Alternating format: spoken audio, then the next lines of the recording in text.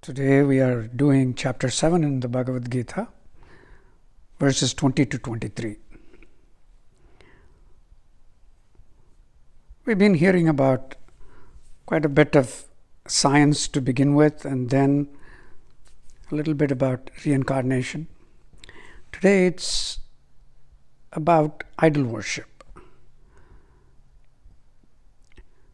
Not many religions follow idol worship. In other words, have a figurine of something or photograph of a deity and then pray to that specific form of the supreme entity.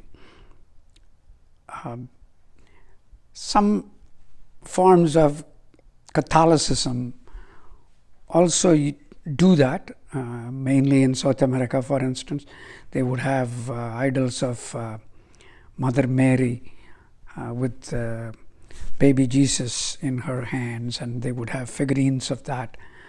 And they basically, almost like our the way we do in temples, they would kneel down and pray to that figurine. But we are the ones who have been doing this consistently. We have depiction of different deities, Saraswati and Mahalakshmi and Durga, Shiva, Muruga, and of course Ganapati, Hanuman. We have, and Mahavishnu, Rama, Krishna and all that. Of course, as a child, I once asked my father, how do we know Saraswati looked like that? Devi is very beautifully depicted. How do we know Devi Saraswati looked like that?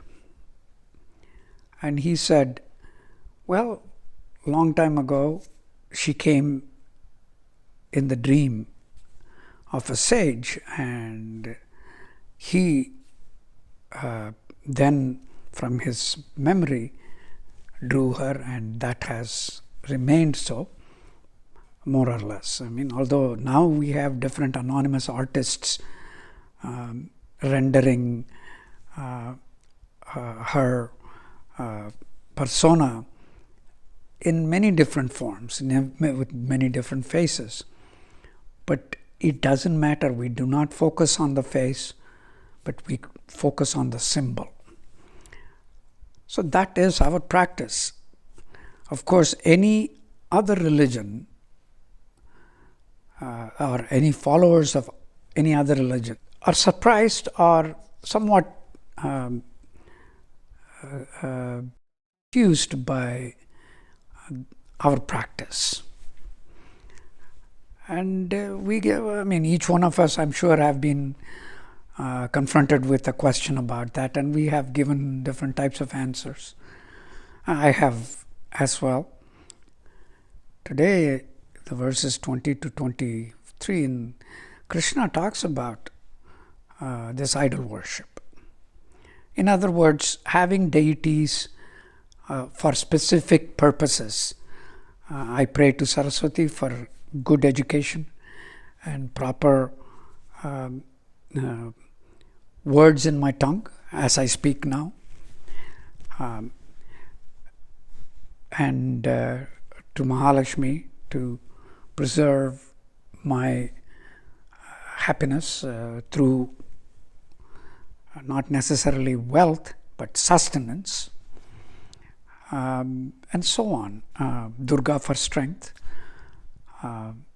Muruga for the same type of courage and other things, Ganapati Pillayar for removing obstacles, and so on. We every time, and we have a small area where we sit and do the prayers or meditate. what it says in today's verse is that even asking for things from such specific deities is overseen by the one supreme entity. And the benefits that you get from doing that is also part of the same plan. But there is a caveat. It is, if you do so, if you go and ask for a specific thing from a deity, Varuna for rain, all that you will get is rain. But you need to be able to use it. Why do you ask for rain? For your plants to grow or crops to yield. You must be able to then continue with maintaining and taking care of those crops and plants. If you don't do that, just asking for rain from Varuna wouldn't be enough. And then you want to make sure that the crops grow well, and you go to another deity and make sure that you pray and ask for that. If you do that, Gita says that you are going to get it. If you do that sincerely, if you pray sincerely, you will get all of them. And that is enough for most of us. We are normal humans, but it is enough for all of us. But if you want to go beyond that, that is the next level that we are always looking for. Remember, we were talking about the reincarnation and the avatars. If we wanted to stay a little bit behind in our evolution, we needed lesser. So we could have survived praying to fewer deities. But now we need more. We are increasing. Every day we have a new one. We have made Buddha into a deity, Mahavira into a deity, Sai Baba into a deity, and even the atheist, they have statues of their leaders, and they sometimes do the same kind of rituals that we do to the Hindu deities. So, human nature seems to require a symbol to humble ourselves so that we can pray.